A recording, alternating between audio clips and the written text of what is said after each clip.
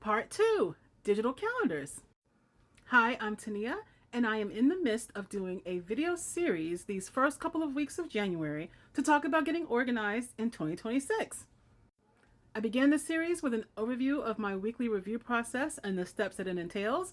The first step involves managing my email. The second step involves the digital calendar. So let's talk about some tips that might be helpful to you.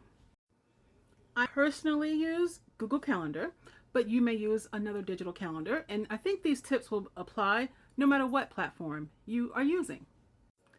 I have 3 tips I want to share with you, or 3 rules that I use that help me. Maybe it'll help you.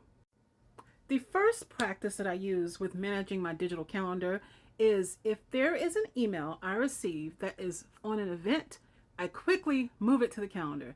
That way I can get it addressed, I can get it there, and I can file and move that email out of my inbox. So that way I have reduced the clutter in my email inbox and I've taken action and added it to my calendar. The second strategy that I employ is about tasks. Tasks do not go on my digital calendar. They only go on there if they are specifically time bound, meaning they have to happen on a particular day. Why is this? I used to get so overwhelmed because I would put my task on my calendar and they would build up. And for me, tasks tend to be fluid.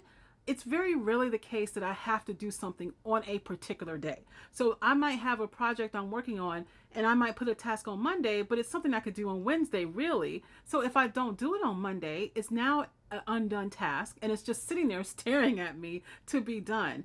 And they build up. So I started not putting my tasks on my calendar. And this is nice because it reduces the visual clutter. I'll talk about how I manage my tasks in the next video of this series, but they don't go on the calendar. Of course, unless it is something specifically that needs to be done on a specific day, as I just mentioned. But generally speaking, no task on my calendar. And the third strategy that I employ is to color code my events.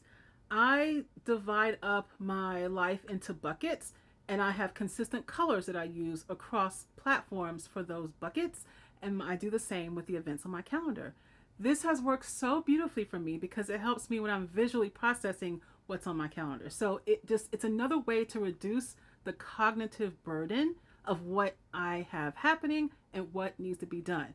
To have it represented in different colors that I immediately know what area of life it involves is wonderful. So an action that you can take as you think about these 3 tips, that is the idea that your emails, if there's an event, it gets moved to your calendar. Tasks don't go on your calendar, and you can color code your events.